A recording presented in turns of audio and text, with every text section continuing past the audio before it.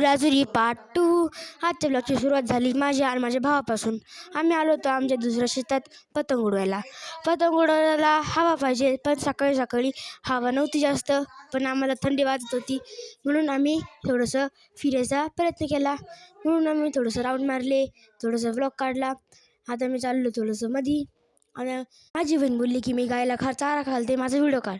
माझा भाऊ माझ्या बाबांकडे चक्री देऊन उडत होता पतंग, पण हवा नव्हती म्हणून त्यांनी नाही उडवल्या. ते आमचे गाया जे खात आहे चारा. हे आमचे बाबा, तो माझा भाऊ जो की पतंग उडवायचा मास्टर आहे, म्हणून तो उडवायचा प्रयत्न केली. मी आलतो मधी म्हणजे बसून घेतलं बाहेरच. बाहेर बसल्यानंतर बाहेर बसताना आज तुम्हाला मी काहीतरी खोमडी दाखवतो बघा. हे आहे मी आणि माझा भाऊ. बघा काय पतंग उडवायची स्टाईल बघा त्याची तुम्ही. तो त्यांनी उडवायचा प्रयत्न केला. माझी बहीण हसली म्हणून मी तिच्याकडे कॅमेरा घेतला. ती करत होती तिचं टाईमपास म्हणून मी घेतले आंघोळ करून.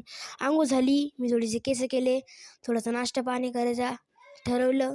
म्हणजे चहा आणि बिस्किट खायचे होते मला. जिथं काम होता मी तिथं लावून दिला. माझा नाश्ता झाला म्हणून मी आलो थोडंसं बाहेर. माझा छोटा भाऊ बोलला चला पाटावर जाऊन येऊ. मग आम्ही थोडंसं पुढे गेलो चालत चालत. माझा मोठा भाऊ पण आला, चला मी पण येतो.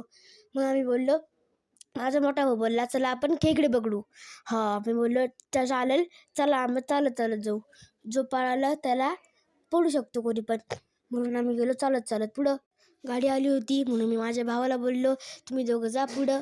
म्हणजे आम्ही दोघं आलो मागून. मग आम्ही केला रस्ता क्रॉस. वरती जायचं होतं म्हणून मी पकडला, बॅक कॅमेरा केला आणि आलो वरती. जाताना माझा भाऊ बोलला की पाटावरती पाणीच नाही आहे. मग आम्ही बोललो चला मग खेकडे पकडायला अजून सोपं होईल. मग मी बोललो अरे दादा मला खाली फोन घेऊन येता नाही येणार. माझा भाऊ बोलला तुझे फोन माझ्याकडे आणि जा खाली. मी बोललो ठीक आहे. तो आला खाली, पण मी पण आलो खाली. म्हणून ते गेले तिकडं काठी आणायला.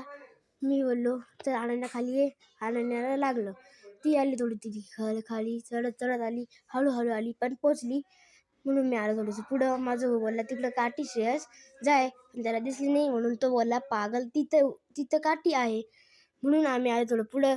चालत चालत तिथं होते बिळ, कारण की माझा भाऊ बोलला कुठं बिळ दिसली त्याच्यावर पाय द्यायचे नाही.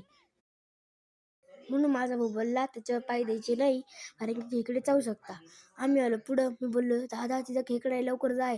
दादा बोलला कुठे? याच्यामध्ये मी तुम्हाला खेकडा दाखवायचा विसरूनच गेलो. तर बघा तो खेकडा तिथं दिसला. बघा तो खेकडा आता तिथं उभा आहे. आम्ही त्याला पकडणार आहे.